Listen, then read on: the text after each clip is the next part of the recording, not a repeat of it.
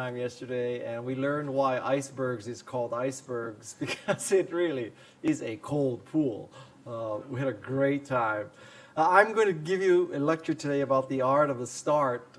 This is something that I learned as an entrepreneur, as an employee of Apple, as an investment banker, a venture capitalist, an advisor. I've had many roles in my life, and I want to pass on what I've learned about entrepreneurship to you so that you can create the next Apple or Google or Cisco or Yahoo or YouTube or Facebook or Snapchat, but not the next Ashley Madison.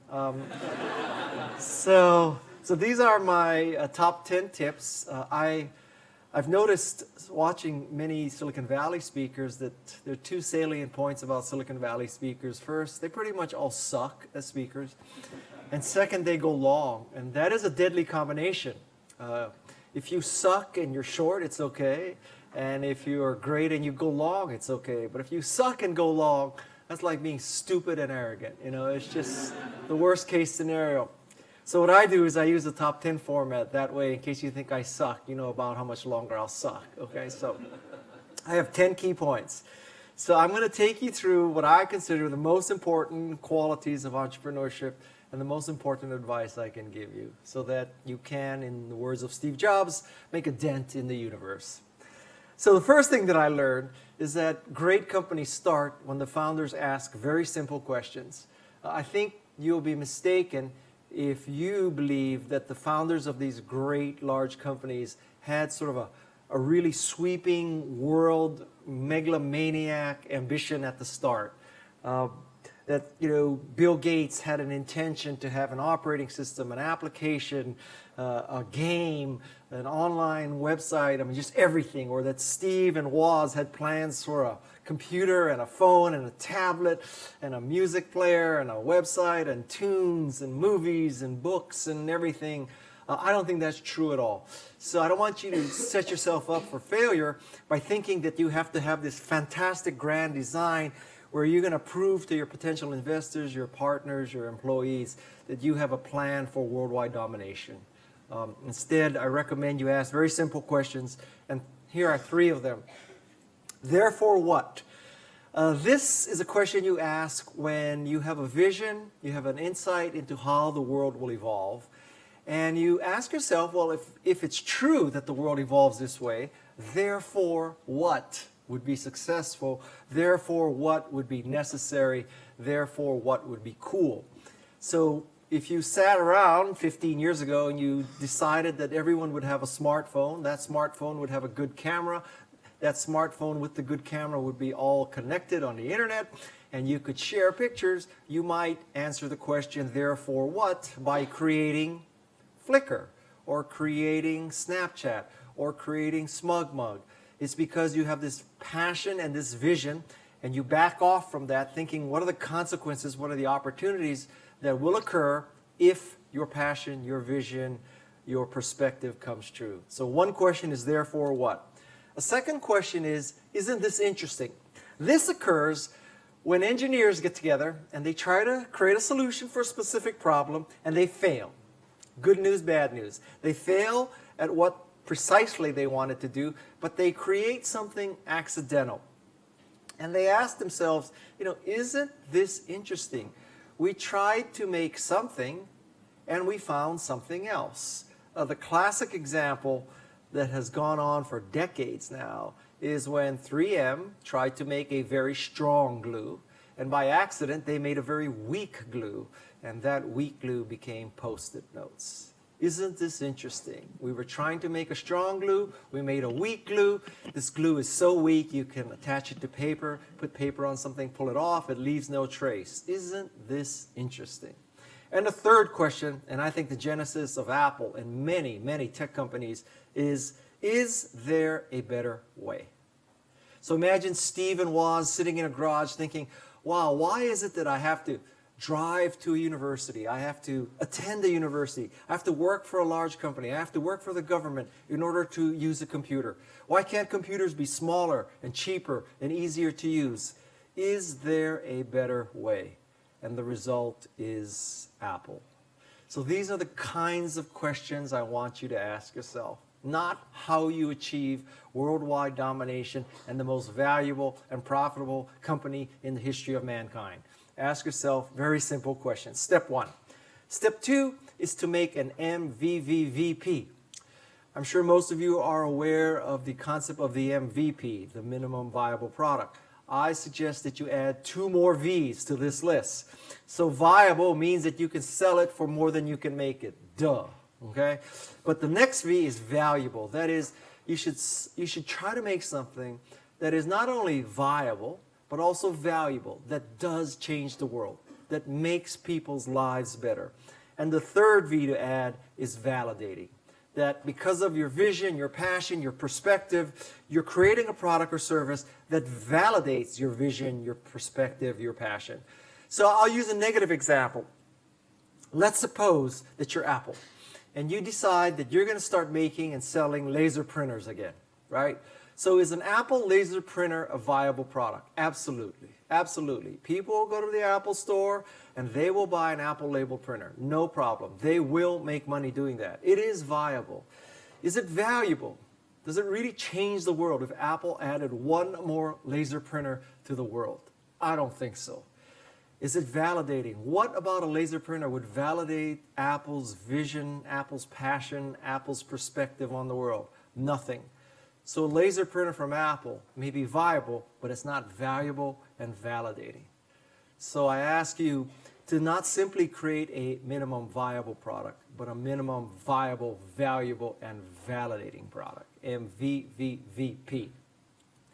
Number 3 is to get going. You know, lots of entrepreneurs or would-be entrepreneurs are trying to create this perfect product in this perfect world. They're waiting for a product that is absolutely got every feature, answers every question, that is in a market that's growing without competition. And that does not exist. Entrepreneurship is a very messy business. So the first step in getting going is to come to grips with this fact that if you are fortunate and if you succeed, you will be doing something that someday you will cringe about. You'll look back and you'll say, wow, we shipped a piece of crap. Can you believe that? Like I look at the back 128K now that we shipped in 1984, and I say to myself, you know, guy, it had 128K of memory. Like, it's very difficult to describe how little memory that is. It had a 400K floppy drive, which was huge in those days. We were working on a secret, extra large hard disk called, I don't even want to remember the name. It's called a Profile. And it had, guess what? Total storage, 5 megabytes. Okay? Not gigabytes, megabytes. You can't even fit a font in 5 megabytes. And we were sitting around wondering, what are people going to do with so much hard disk storage? My God, 5 megabytes. My first book was called The Macintosh Way.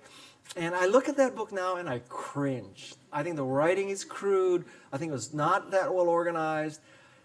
And I learned this very valuable lesson that if you can look back and cringe at what you shipped in your first version, it's probably a good sign. Because by definition, if you're in a company that can cringe about what it first shipped, your company is still alive.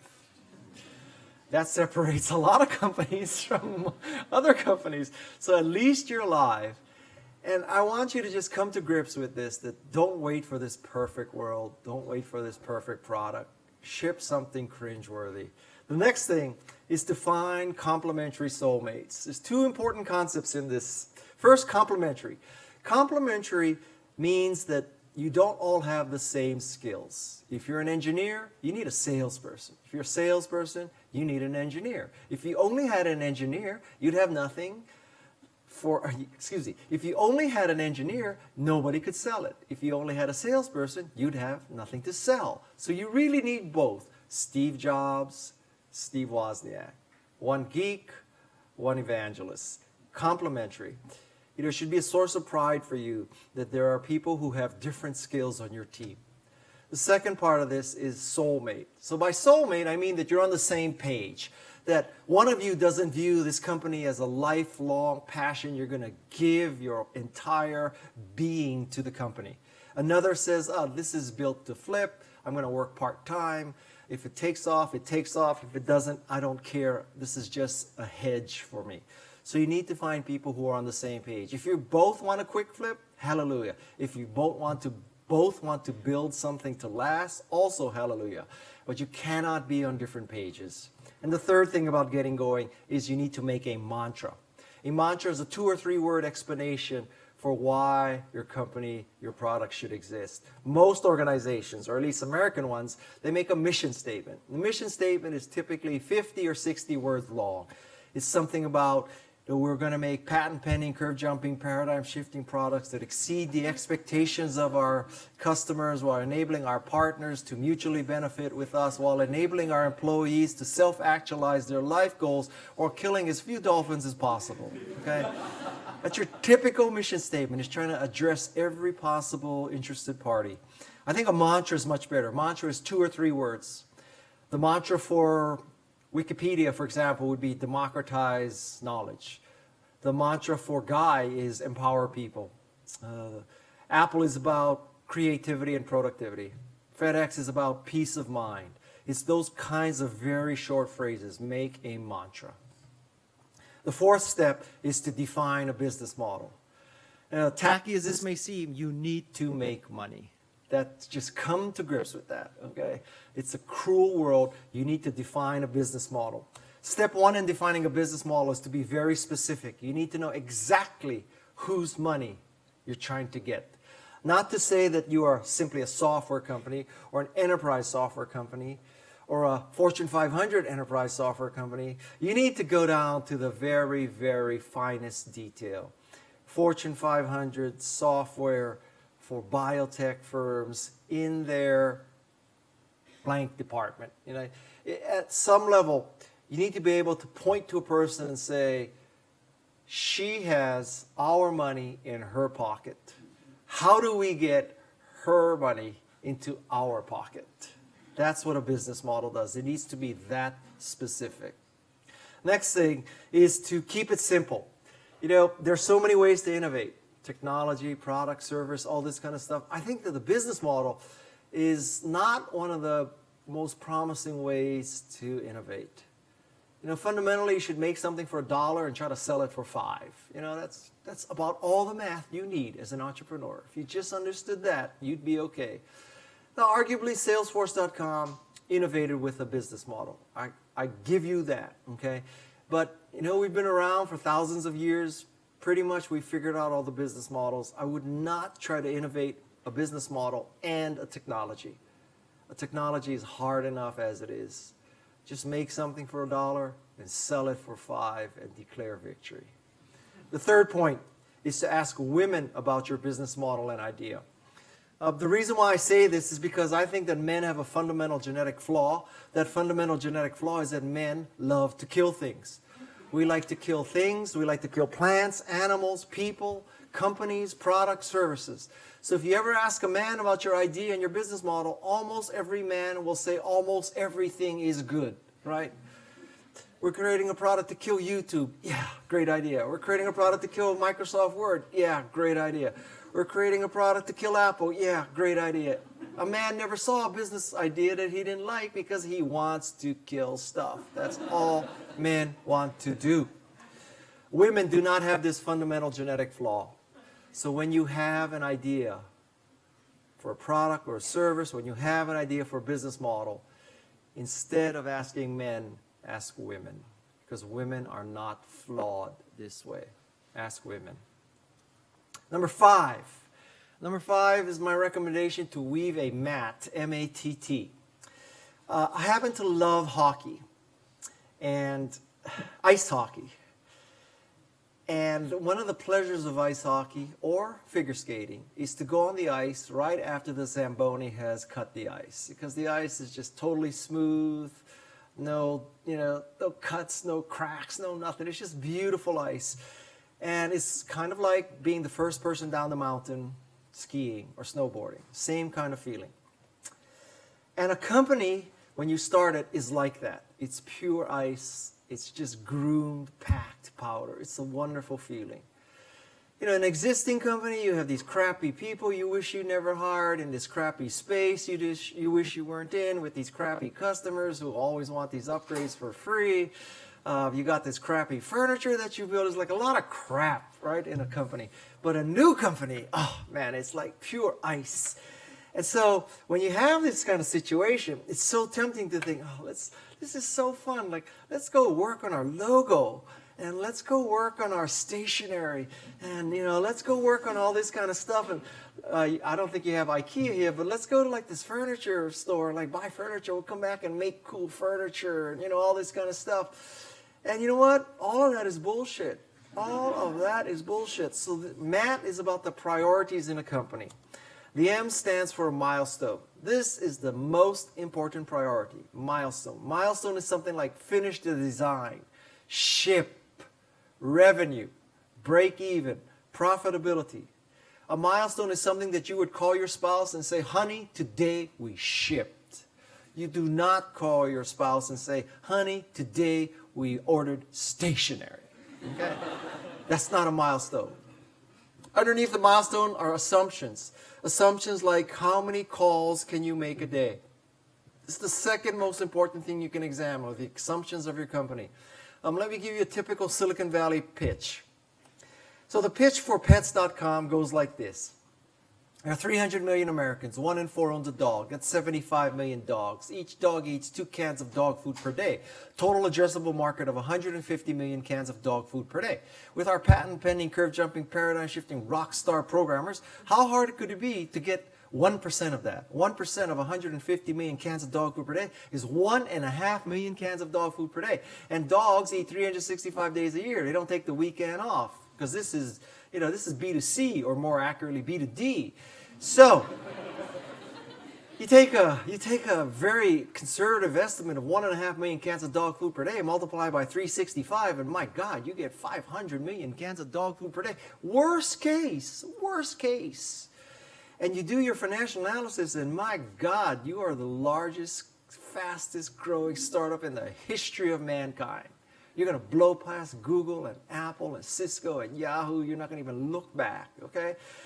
So many entrepreneurs make that kind of assumption. How many of you made an assumption like that with your total addressable market, where you get a mere 1% of this humongous market? How hard could that be? For those of you who do that, I suggest instead of going from the top down, you go from the bottom up. The bottom-up analysis for Pets.com would be, well, let's say that we create, Pets.com. And using every black hat SEO trick in the book that we figured out, because, we're like hanging around the dumpster outside of Google, we can get 100,000 uniques to come to our website in the first few months. And of those 100,000 unique people, we're going to get 1,000 to buy a case of dog food. Right? Let's be conservative, 1%.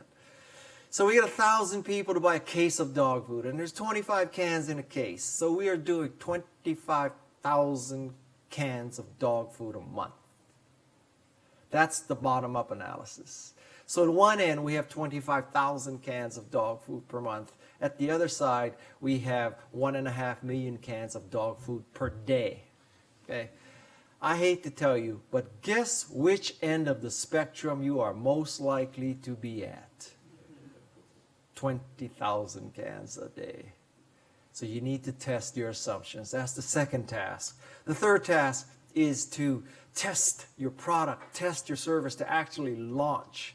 Because all the cogitating you're doing in that dark room of yours, talking to each other, feeding on each other's arrogance and feeding on each other's paranoia, it's all going to go away the day you ship. Because on the day you ship, people are either going to like it or not. And if they do, hallelujah. And if they don't, you've got to revise it so quickly. One of the very good tests of entrepreneurship is not can you get it right the first time, it's can you revise it fast enough. And the fourth level thing is to perform tasks. So a task is something you do in order to reach a milestone, to test an assumption. That's the pecking order. Milestones, assumptions, tests, and finally, tasks. Number six is that if you want to be a successful entrepreneur, my observation is you need to be able to tell your story.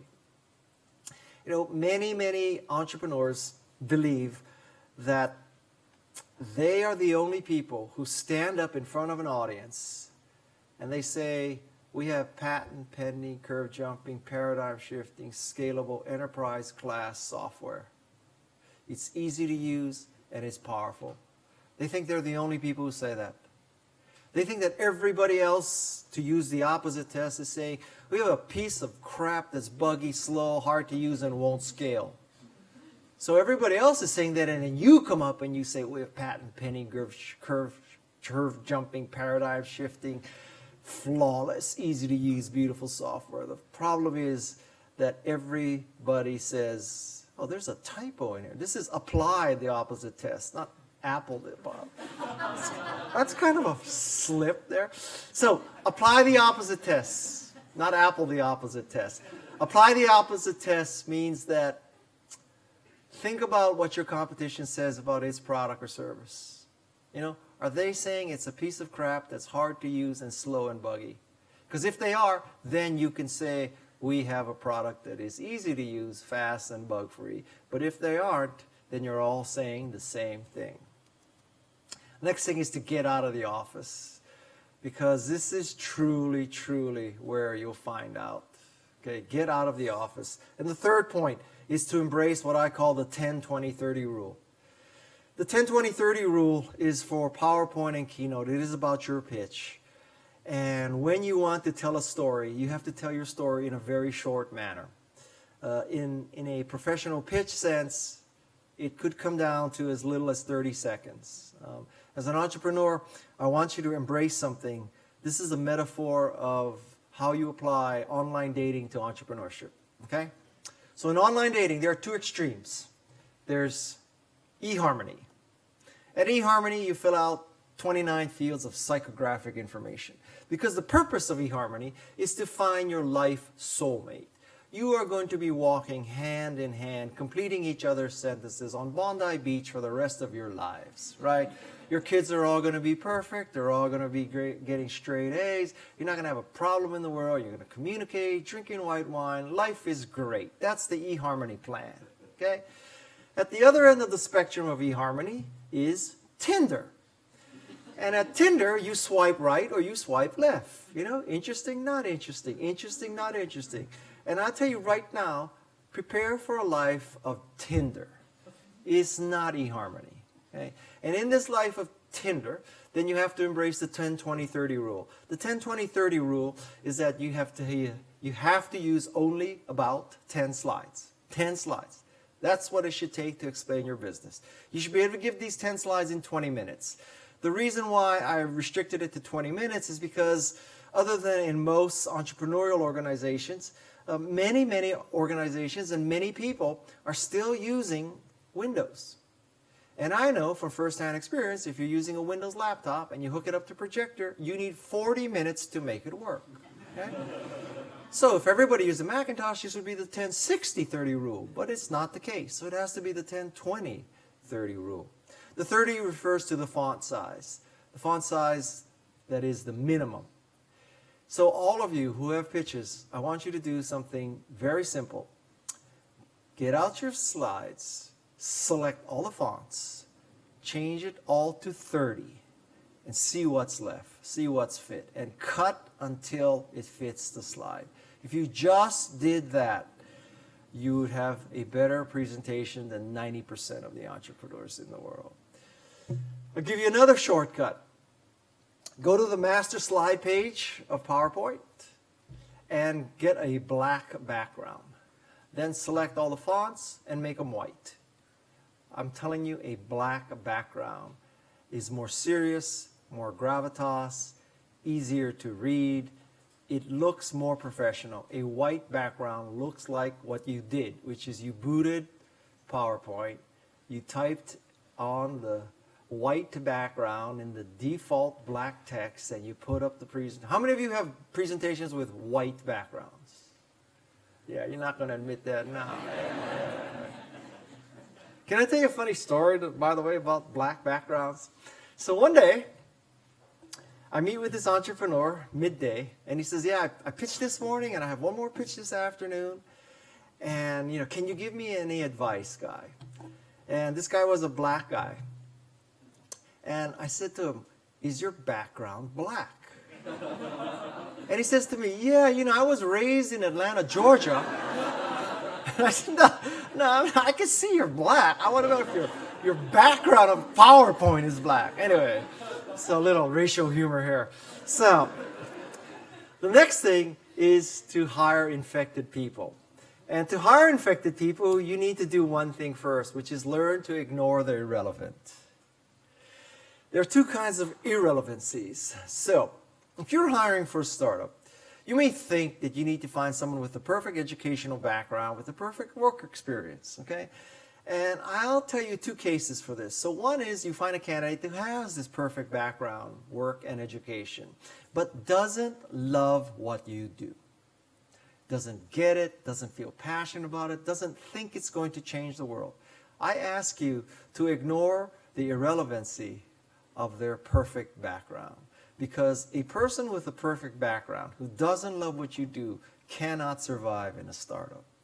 The flip side of this is suppose you meet someone who has a lousy background, who doesn't have the right computer science degree, the correct engineering degree, doesn't have the marketing MBA, whatever it is, doesn't have the right education, doesn't have the right work experience, but loves what you do. And you can see it in their eyes that they think your product or service is going to change the world. I would ask you to also ignore that irrelevancy, that they don't have the perfect background. My story at Apple is that I don't have any technology in my background whatsoever. I never took a computer class.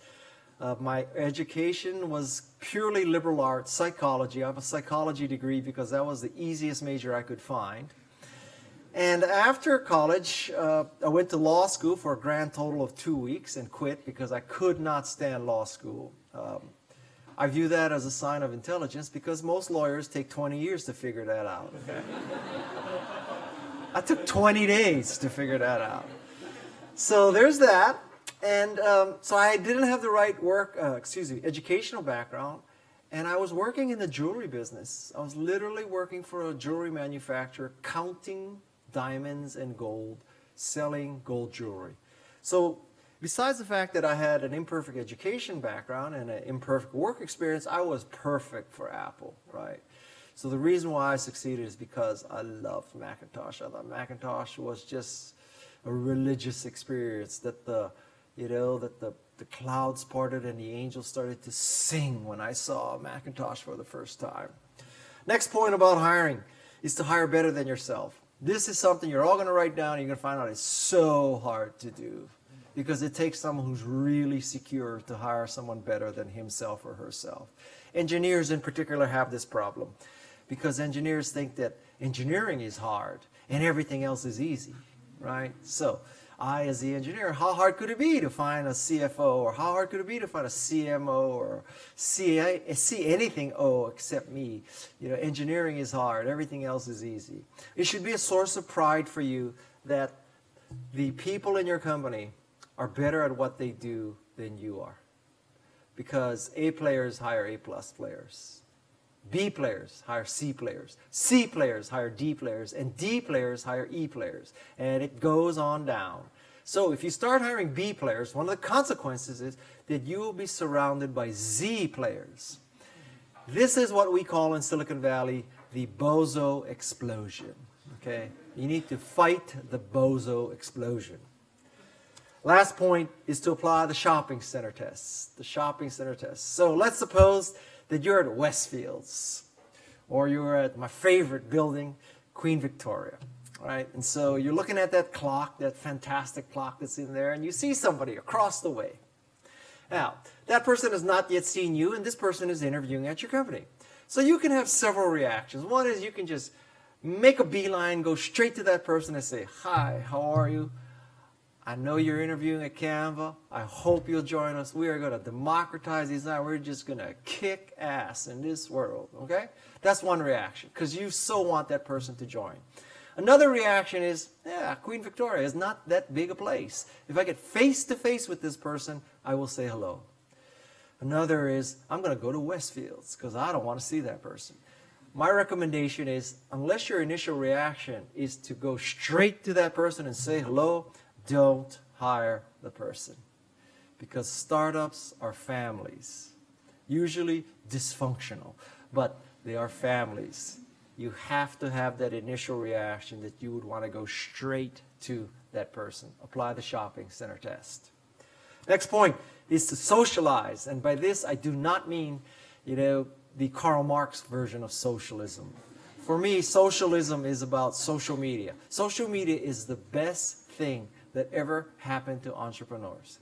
Because when I started entrepreneurship, you had to spend money on sales and marketing. In the United States, when I started a software company, a full-page ad in the Wall Street Journal was $75,000 for a day. And you have to make a decision. Is it worth $75,000? Do you have $75,000? And you have to pay to go to Comdex or CES. You have to pay for press conferences. You have to do all that kind of stuff. And now, I tell you, with social media, because it's fast and it's free and ubiquitous, it is a whole new world, man. Social media has flattened the world of marketing. It is now a meritocracy. If you can do social media well, it doesn't take a lot of money. In fact, I would make the case that too much money is the enemy of good social media.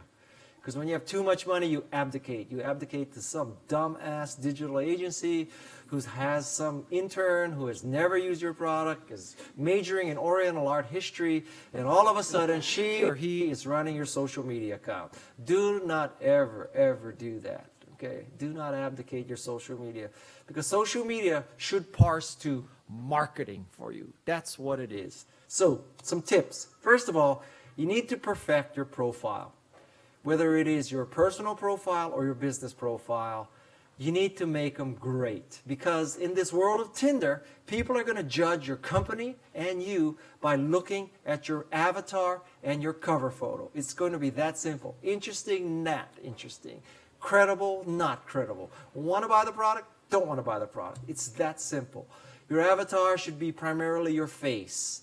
Not your face and your surfboard, not your face and your dog, not your face and your spouse. I see so many avatars where there are two people in the avatar. I don't know which one is the person. People are trying to position themselves with their avatar as cool, as interesting, and that's not the place to tell the story. The purpose of an avatar is to show that you are competent, that you are likable, and you are trustworthy. So it should be your face. Nothing else. Your cover photo is where you tell your story. And in your cover photo, you show what you're passionate about. Okay? If you're a brand, your avatar is your logo. Your cover photo tells the story of your brand. But you need to perfect your profile. Next thing is to embrace the NPR model. NPR stands for National Public Radio in the United States. It's our free radio, right? Is that ABC here? Yeah. So I don't know the business model of ABC here. But in America, what NPR does is every once in a while it runs a pledge drive. So it interrupts normal programming. It says, we have operators standing by. Call now, donate $10, and we'll give you this free gift. And these other firms are going to match your donation. So if you give $10, they'll give $10. And a few times a year, they interrupt all programming to do that. And it's really a pain in the ass. I mean, is that how does ABC do it? They do the same thing?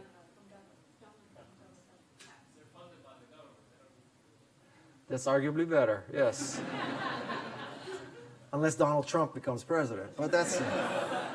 By the way, while I'm here in another country, let me just say that I, as an American, am embarrassed that Donald Trump is even considered as a president.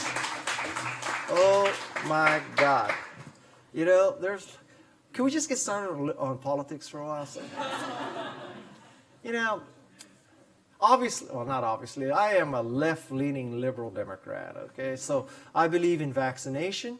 I believe in women's rights, I believe in, I just go down the line. I would like America to just open up and say, anybody who wants to come live in America, come on down, because we just want to suck all the brains out of the world into America. So obviously, this kind of thing is not popular, I don't think Mexicans are rapists. I don't think we should build a big wall. I don't think we should use drones to shoot, Mexicans. I don't believe in any of that stuff. So anyway, that's where I'm coming from.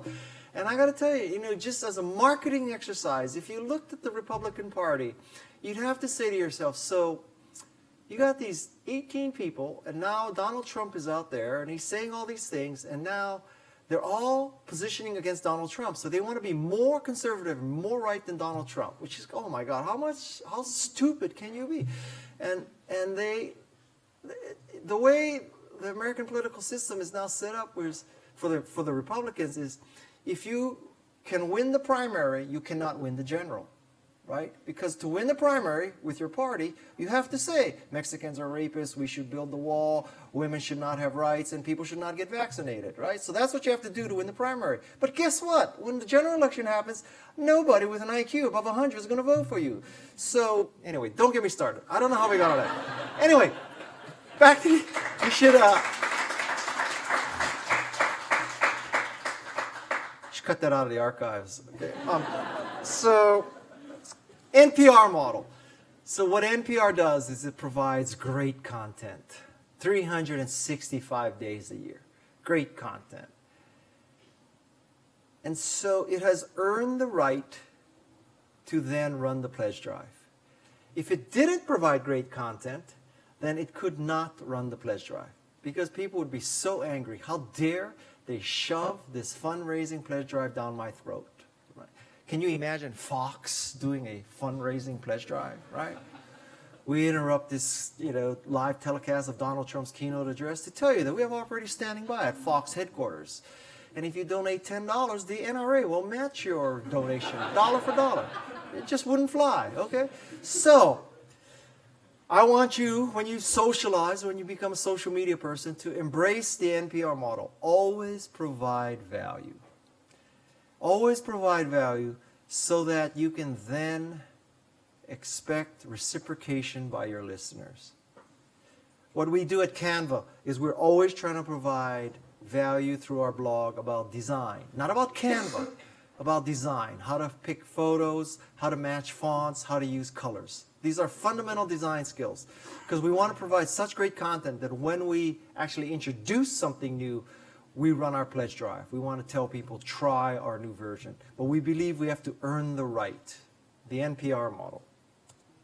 The third thing is to pass what I call the reshare test. The reshare test works like this.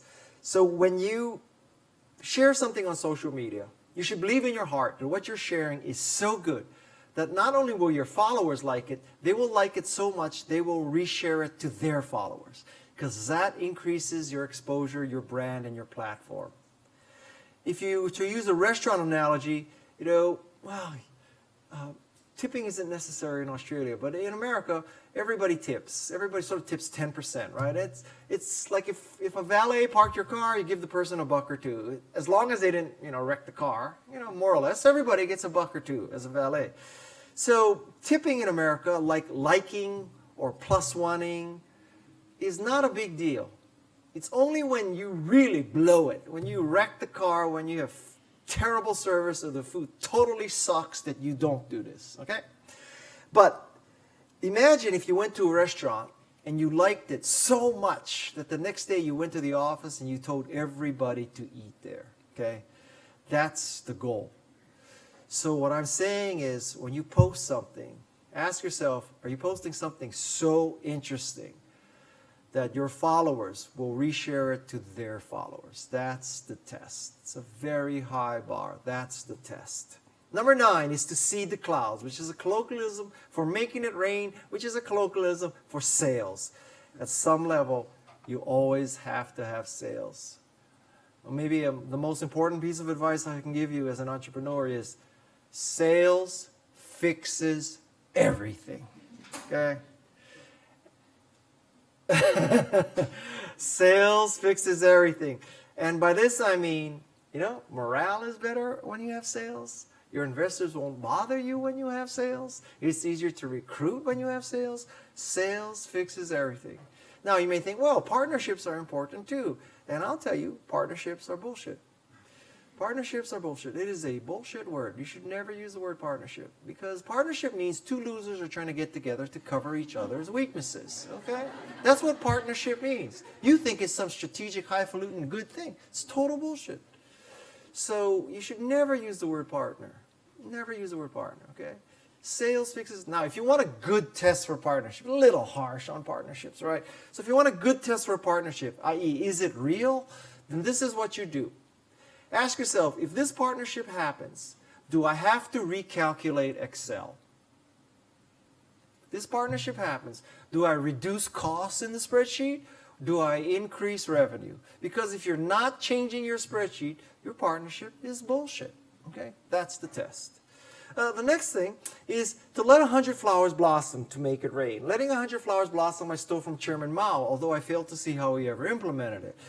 Letting 100 flowers blossom means that, yes, take your best shot at positioning, branding, exactly who should use your product or service. But then, guess what?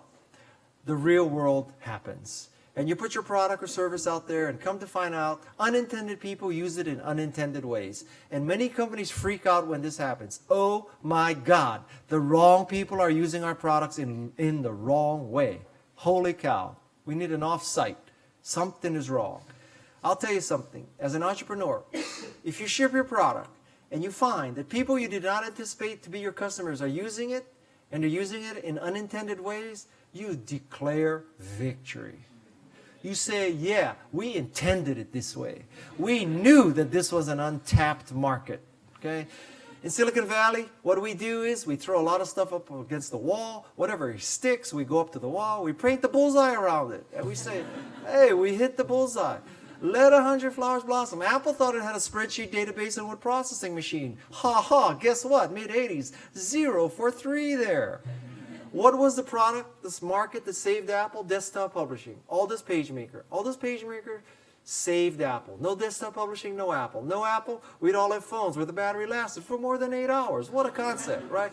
We'd have phones where the GPS actually got you to the right place. What a concept. We'd have phones you could put in your jeans and not bend. What a concept. So, I think that PageMaker was a gift from God to Apple because it saved Apple. And I believe in God, and one of the reasons why I believe in God is because there is no other explanation for Apple's continued survival. Okay? So my point is, let 100 flowers blossom. Maybe it's your Post-it note. Maybe you're creating something to cure high blood pressure, but it makes people have a larger sex drive. Hallelujah. Declare victory. Let 100 flowers blossom. Second point is enable test drives. That you're saying to people, I think you're smart, and because I think you're smart, I'm going to enable you to test my product. Use Canva for as long as you like for free. Right? Download my software. Do this. Try this, and then you decide. And the third way to make a raid is to find the influencers. This is almost not worth writing down. This is kind of a duhism, right? Like, find the influencers. Duh, guy. Thank you very much. Because until I heard this incredible, insightful piece of advice, I was going to find the non-influential people. Now you set me on the right track. Okay. So I'm not stupid, and I'm not trying to insult your intelligence. I ask you to reconsider what the new influencers are in this world. It used to be a very pyramid-oriented world. At the top of the pyramid was the Wall Street Journal, New York Times, Washington Post, Sydney Morning Herald, Verge, TechCrunch, Mashable, whatever it was, right? So you sucked up to those people at the top of the pyramid, and they told all the ignorant people below them, this is what you should use, okay? That was the old world. That world is not true anymore. I'm not saying you should stop sucking up to the Wall Street Journal, okay? You still need to suck up to them, but you cannot only suck up to them. Because with social media, it may be that LonelyBoy15 on AOL.com is the kind of person that's going to make your product or service tip.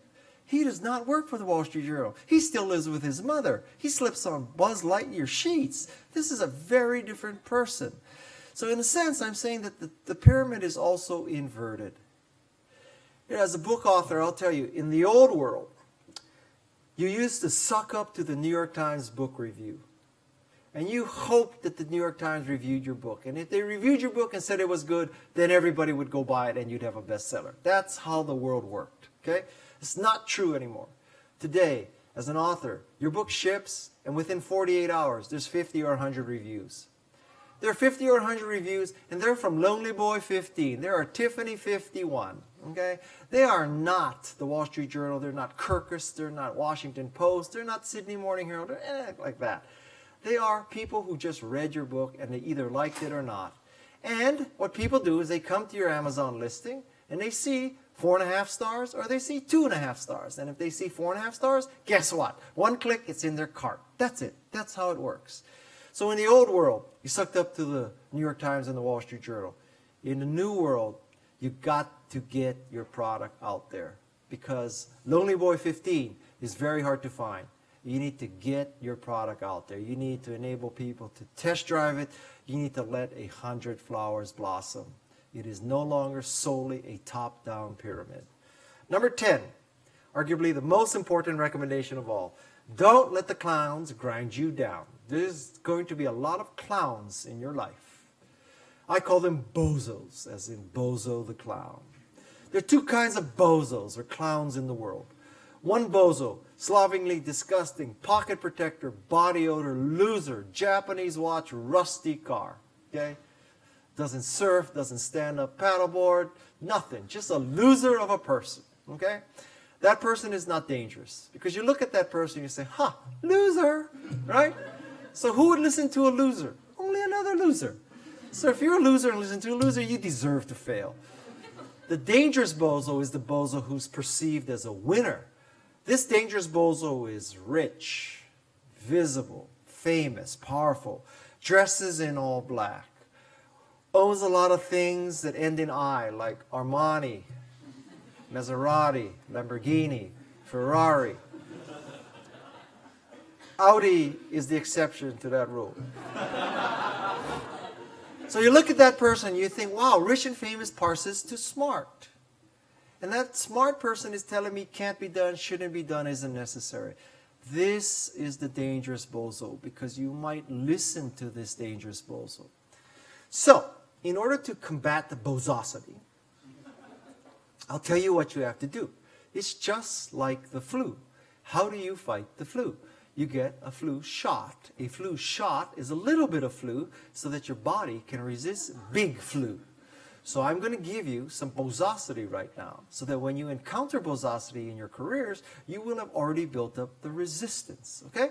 So, I think there's a world market for maybe 5 computers. Chairman of IBM allegedly said this. So, he thought there'd be 5 computers in the world. I have 5 Macintoshes in my house.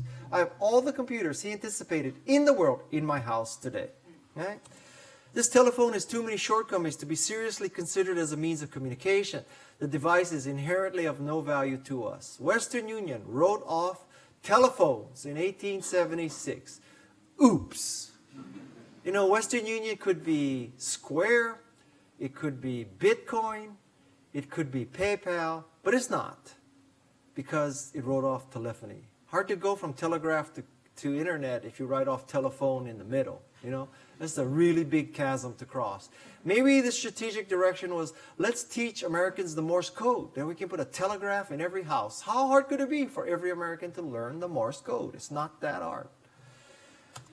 There's no reason why anyone would want a computer in their home. Ken Olsen, founder, Digital Equipment, 1977.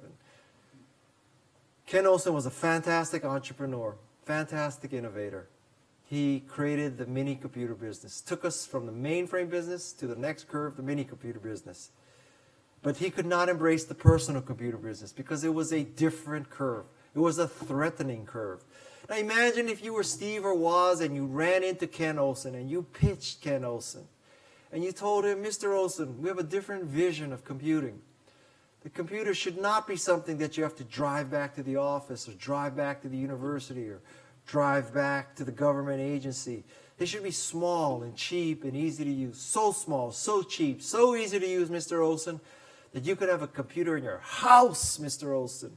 And Mr. Olsen said, son, there is no reason why anyone would want a computer in their house. No, they want to balance their checkbook, they'll drive back to the office and use Quicken running on a DEC mini computer. What's the problem? So imagine if you were Steve or Woz and you heard that. And also think, if you were Steve or Woz, who would be the ideal advisor, the ideal mentor, the ideal investor for a computer startup in the mid-70s? Ken Olsen. This is a very, very dramatic example of why you cannot let the bozos and the clowns grind you down. And the most dangerous ones are the ones who are currently successful. I'm not telling you that every time somebody says you'll fail, it means you'll fail. I am telling you, though, that if you listen to those people and never try, you will never know. And that is the worst outcome of all. And one last story for you. My own personal Pososity. So about 15 years, 7 weeks, 6 days, 45 minutes ago, I received a call from a venture capitalist named Mike Moritz. And Mike Moritz was the investor in Sequoia, or from Sequoia, in, among other things, Apple. And in this case, it was really, well, I think he did Apple, Google, and Cisco, and the firm that I'm referring to. And he called me and said, would you like to interview for the position of CEO at this company?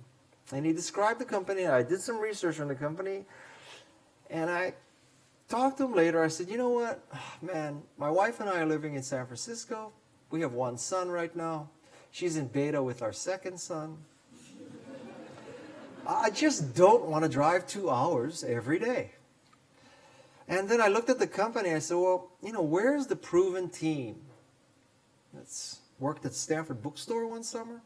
Where's the proven technology? It's a directory of two guys' favorite websites. Where's the business model? What were they going to do? Sell ads to ARPANET scientists? So I didn't see the model, I didn't see the team, I didn't see the technology, I didn't see the market. It was too far away to drive. So I turned down the opportunity to interview for the CEO position, the first CEO position of Yahoo. Now, Yahoo's in some interesting times now, but put yourself back when Yahoo started, okay? So I figured that this answer cost me roughly $2 billion, okay? This would be the Guy Kawasaki Innovation Center. So, Iceberg's pool would be heated. So you know, when you make a mistake of this consequence, you tend to obsess about it for a while. And so I've been thinking about this, and you know, if I had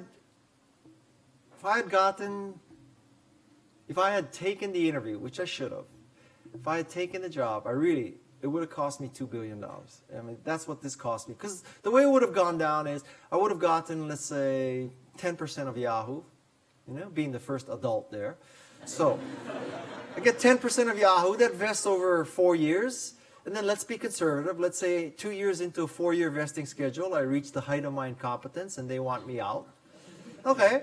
Now, I don't know how employment law works in Australia, but, you know, in America, if they had this board meeting and say, you know, Guy, we need someone who can take Yahoo to the next level, someone who can talk toe-to-toe, Steve Jobs, Rupert Murdoch, Barry Diller, the moguls in LA, the moguls in New York.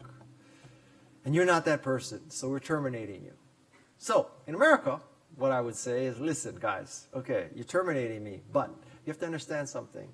I am Asian American, and Asian Americans at that time, in the circumstance we were in America, you couldn't fire an oppressed minority. Okay, you can't. It's called wrongful termination. So I'd have said, you know what, guys, you may not have noticed, but I'm Asian American. You cannot fire me. So fire me, and there'll be a wrongful termination lawsuit on your desk tomorrow. And then turn your TV on at noon, because live from in front of the Yahoo headquarters, there'll be 60 old Japanese ladies protesting the wrongful termination of one of their own. Now, fast forward. Let's say we get to court. Okay? So now we're in court. And my basic, you know, my basic shtick will be, well, let's just look at history. Okay? So, in World War II, America and Australia, they're fighting 3 countries, Italy, Germany, and Japan.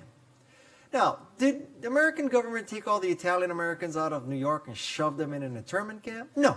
Did they take all the German Americans out of, you know, their German American places and stuff them into internment camps? No. But you took the Japanese. You took all the Japanese out of our houses and farms and stores, and you shoved us into these internment camps in the desert. Data point number 1. Fast forward a few years, at the end of World War II. What country dropped not one but 2 atomic weapons on another country? America on Japan. Data point number 2. Now you're firing me. Data point number 3. Right? I'm seeing a trend here. Right? This is a pattern of oppressing Japanese people in America. You're not going to win this lawsuit. And they say, okay, guy, time out. Take it easy. What would it take you to go away quietly? And I said, I'll tell you what. I'll go away quietly if you do this. You've already had the stock allocated, so just accelerate my vesting. I'm halfway there. Just give me the whole thing. I'll go away. I'll sign a non-disparagement, non-compete. I'll do non-everything. Okay? I'll go away quietly, disappear into the sunset. Everybody's happy. So they would have done that, and I would have made $2 billion. Now, you know, with hindsight, I will tell you that for the love of my wife, to be there as my 4 children were growing up, one of my youngest son is with me here, to be there, not working 78 hours a week, arguably I did the right thing. I picked my family over making money. Okay? This is where you should clap.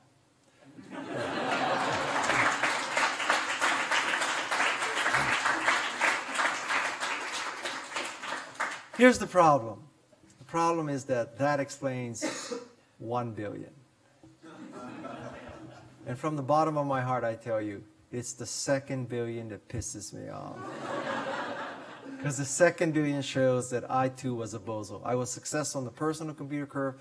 I could not fully grok the internet curve.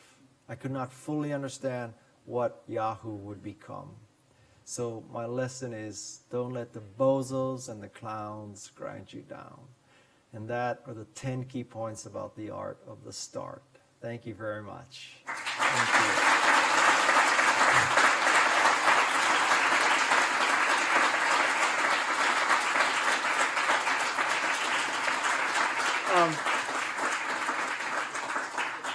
Questions? I have like infinite time, so. Do you want to handle your own questions, or would you like somebody else? I mean, in terms of answering them? Or? I can help you fill it. Okay. All right, go for it. Right there in the blue shirt. Can you just tell us a bit more about your experience with Steve Jobs? Okay. So the question is experiences with Steve Jobs. Steve Jobs was fantastic, okay? Everything you read about him is true. Really. It was the most formative experience in my professional career. I would not be here were it not for Steve Jobs. He was a very difficult person to work for. He was demanding. He got the most out of you. I learned more about what my capabilities were because I worked for Steve Jobs than anybody else ever. So it was a fantastic experience, but difficult. And to give you an indication of what it was like to work there, he would do things like in a company-wide meeting or division-wide meeting, he would just point out a person. He's like, take this person here in the gray sweater. He'd say, why is he still employed by Apple? Like, who hired him? I want to know. Raise your hand. Who hired him? His work is shit. Why do we still have him in this company? Don't take this personally, okay? So, I mean, that literally, was how he operated. So, all the theories you hear about HR where you meet with people, kind of the eHarmony theory of HR, you meet with people, you develop these mutually acceptable goals, and you provide constant positive feedback, emphasizing the progress, all that kind of HR bullshit. Steve Jobs did none of that, right? So, I tell you, I learned that fear is a great and positive motivating force. Because I was so afraid that one day in some meeting, Steve Jobs would say, who hired Guy? Why is he still here? Fantastic. The stories you hear about him driving in the carpool lane by himself, him parking in the handicapped spot, all that kind of stuff, all true. All true. But the thing I caution you about Steve Jobs is you need to separate correlation from causation. Okay? So, if you had a CEO who was stupid and you put him in jeans, New Balance jogging shoes, black mock turtleneck, bought him a Mercedes, told him to park in the handicapped slot, told him to drive in the carpool lane with one person, you're not going to have Steve Jobs. you're just going to have an asshole. Okay, so what I'm telling you is, you need to separate correlation and causation. And, we all know about Google, right? So Google has sand volleyball, and Google has massage, and Google has like 16 different types of cuisine, and there's free bikes at Google, and all this kind of stuff. If you take a clueless company and give them massage, and give them sushi, and give them washing and drying for free, and you give them Wi-Fi on their free commuter bus, and you do all that. But if there's still a crappy company, it's just a crappy company with sushi and sand volleyball and all that. Don't mistake correlation and causation with Steve Jobs, but he was utterly fantastic. Yeah. What else? Hi. Hello. So a question I'd like to ask is that if you're writing content and you're young and you want to post stuff on LinkedIn, Yeah. would you write about internships and graduate jobs, or would you write about your actual business as a whole? Because Well, the people I mean, you resonate with is kids, right? Generally speaking, I would write about stuff that I knew. Yeah. All right. So if it's internships, I think one of the most interesting articles that could be written right now, let's say that you were an intern at Amazon. Okay? So now everybody thinks Amazon is this evil place that Jeff Bezos is like cracking the whip and all that, and it's heinous and all that. But if you were an intern, I would love to hear what a 19-year-old intern thinks of working at Amazon today. Okay? On the other hand, I'm not interested in reading what a 19-year-old thinks about how to manage a 10,000 person organization. So it depends on the context. But, just go back to the NPR model, is it high value content? And you can also establish a reputation as a very good curator. You don't necessarily have to be a creator, because curation is arguably just as important as creation, because all the content is out there. Now the hard part is finding it, or it is a hard part also. So just, my social media, if you follow my social media, I'm always trying to provide great content. I'm trying to provide value, because I want to hit you with, I'm going to tell you about Canva in a second, right? Because I just gave you 1 hour of great information. Now you feel obligated to listen to my pitch on Canva. And I gave you, did you all get a little Canva card? It's a $10 coupon, right? So you're feeling, oh God, I got to reciprocate. I got to at least try Canva, right? So now this guy's leaving, see. So that's what it's about. It's about providing value. Okay? Just provide value. Provide value. In an ideal, perfect world, you would provide value in advance of expecting value back. And you would also provide value without the expectation of getting repaid. Because anybody can suck up to the Wall Street Journal, right? It's how people treat people who might not be able to help you. That's a real test. What else? Yes? Just a question that might help you segue to the Canva pitch. Sure. Can I ask how you came across Canva? Did they approach you? How Yeah. did they approach you? So- And what about them captured your... Okay, so the way I came across Canva is because I work with someone who helps me with social media, and she was using Canva to create graphics for my social media. And Canva noticed that I was using Canva. So one day they tweet me out of the blue, and I happened to catch that tweet and I responded. And I believe that every social media post should have a graphic or a embedded video. Literally, every one. And Canva is a great way to do that. And so I was using it, and they contacted me. And when they contacted me, I actually had to send an email to Peg Fitzpatrick saying, is this the company who told me that it's so great? And she said, yes. I said, so I should basically do whatever they say. She goes, yes, guys, this is a great company. And 4 weeks later, I was working for them. And I started my career in the Macintosh division, democratizing computing. I'm going to end my career at Canva, democratizing design. Because I think Canva enables people to create designs who don't have design training and don't have expensive software. That's the whole goal. So I want to come in democratizing computing and go out democratizing design. Okay. So I'll show you Canva very quickly, all right? So this is the Canva homepage for me. And what do we have across the top here are these kinds of templates, the most common ones. And if you'd like to see more, you click on more, and we have a whole bunch of designs already done for you in advance. So this is a cloud-based service, online design service. And so let's say that you want to make a Facebook post, and you want an ideal graphic for Facebook post, which is 940 pixels by 788 pixels. So you click on that, and now we're going into the Facebook area of Canva. The tools are here on the left side, the templates over here. This is the workspace. So you go down and you look at designs and you say, I like that design. So I'll use this design as a starting point. But my story is not about Kilimanjaro so much as Sydney. Oops. Ugh, I can't even spell Sydney. S-Y-D-N-E-Y. Yeah, thank you. And I would like that to not be black, but I don't know. Let's pick a color that's obvious. Red. Okay. Now, but this obviously, well, I don't know if it's obvious, but that's not Sydney in the photograph. So let's say I wanted to use more of a beach scene. So I would type in beach here, and I find a bunch of beach scenes. And let's pretend that this one is from Sydney, and then I drag it in here. So that's all it takes to change the background. Now, I can also use my own picture. So I clicked on uploads, and these are the pictures that I have uploaded. This is a picture that I took of Mount Hood in Oregon. So now, this is the picture, and I could do things to this picture like filter it. So this is kind of like being in Instagram now. I can make it more dramatic. I can also de-emphasize the detail by making it blurry. Okay?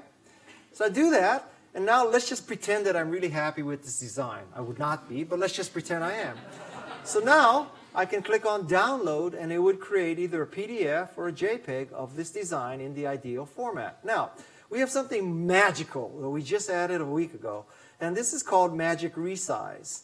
So we click Magic Resize, and now I'm going to make an ideal graphic, not just for Facebook, but also for Twitter and Instagram and Pinterest. And I like this wonderful design so much that I'm also going to make it my Facebook cover, and I'm going to make it my ebook Kindle cover that I'm writing about my 4-day trip to Sydney.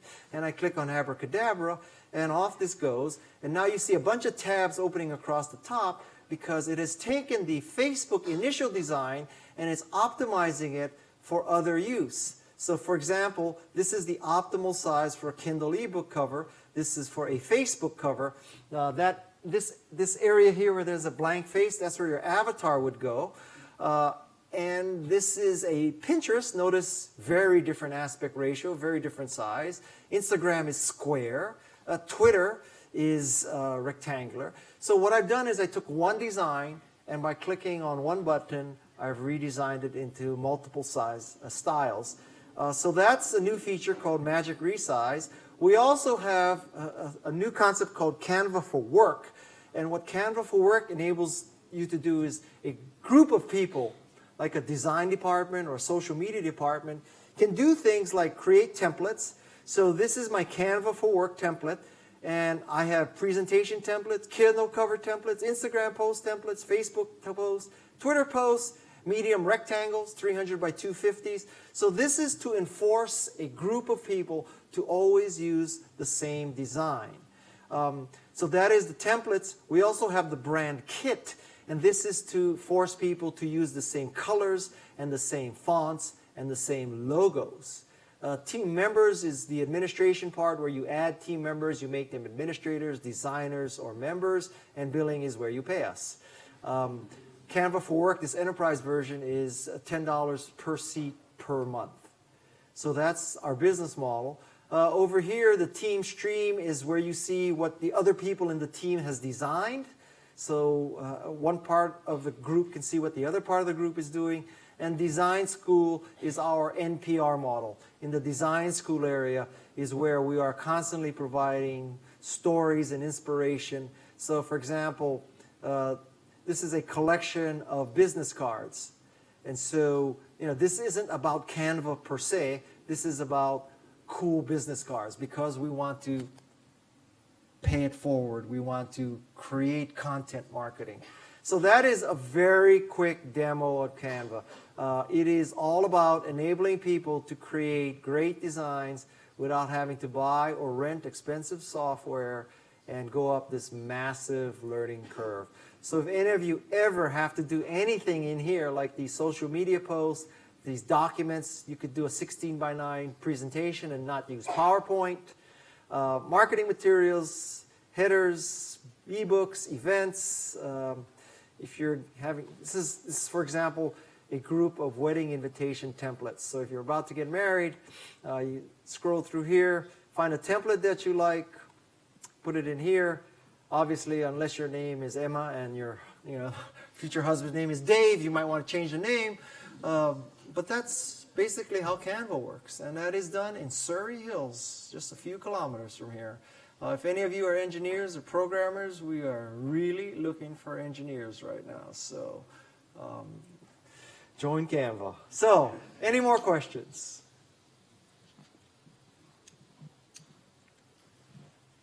Thanks. Sorry, maybe unusual question to you. So basically right now in our techie world, like all grades, like most of the grades are trying to start like some like new Facebook or whatever and trying to fight for this 1% of this market. I just want to know your thoughts regarding like the market of traditional like food product or whatever. So in case someone wants to start, let's say, new Coca-Cola company right now and fight for 1% of their business, what do you think? Is it possible? Or Well, okay, so number one, my last point was don't let the clowns grind you down, okay? So arguably, I'm a clown, and if I told you it's not possible, you should ignore me. First piece of advice. For one thing, what do I know about beverages? So that's one thing. Second thing is, statistically, I will be right 99% of the time. I tell you, you'll fail. You'll fail, okay? That's not the point, because if your whole life you just said no to everything, you'd be right most of the time, because most of the things are going to fail, just mathematically. You don't have to be smart to say no. You can just say no all the time and be 99% right. But the key is, what if you're the 1%, right? What if you are the beverage company that eclipses Pepsi or Coke and you could be. So, you know what? I'm not going to tell you it cannot be done. I'm not going to tell you it's going to be easy either. But I will say, I don't think you should never, ever, ever pitch somebody by saying all we need is 1%. Because you think it sounds like, oh yeah, all we need is 1%. I should invest. It's not that hard. That's not the outcome. When you say that all we need is 1%, you're doing two things. One is you're saying, I'm stupid because I'm using this stupid argument that 1% is a small number, so it must be easy. Therefore, I'm stupid. Okay? People don't typically give people money who are stupid. It's not going to help your case. Second thing is, if you say, well, I only want 1%, nobody wants to invest in a company that only wants 1%. We want people who, in America, like my dream company, their biggest threat, real threat, if we could somehow determine real, our biggest threat is the Department of Justice antitrust lawsuit. Because this company is going to be so dominant that someday the Department of Justice is going to come after it for antitrust. Wow, I would love to. Just show me that company. I want to be defending an antitrust lawsuit. How fun would that be? You take infinite money and you fight the U.S. government. Yeah, that is a high-quality problem. And if you get to the point where you're fighting an antitrust lawsuit, you freaking declare victory, man. That is a good place to be. Okay? One last question. A lot of the big stars are saying that the next threat for all of humanity is AI. Can you tell us what your perspective on those concerns are? Well, besides the fact that people have been saying that for 30 years now, I suppose at some point it's going to be right, but I don't know what you do with that. I don't think whoever this person is who said that, I don't think the reason why you start a company is because you heard somebody say that the future is AI. I think you start a company because you ask simple questions, right? And now you could say, well, if you believe that AI really is going to happen, therefore what? That is a simple question based on that. That is true. But I don't, my observation, which is one data point, is that the genesis of most great companies is engineers asking simple questions, and it's to do with stuff that they personally would like to use. So Steve and Woz built Apple because they personally wanted a personal computer, right? And I think the founders of Google wanted to use their search engine. I don't think any of these people sat down one day and said, oh, we read the Wall Street Journal and they predict, that AI is going to be big. So what can we create? It's AI. That's kind of an investment bank theory, right? And there's nothing more pathetic than an investment banker. So, can you imagine how I feel about a Republican investment bank? So anyway, I think the path is you create a product that you want to use, and hopefully you're not a psychopath and the only person in the world who wants to use it. That's the path. Okay? Well, thank you very much, and try Canva. Okay? Thank you very much. Thank you.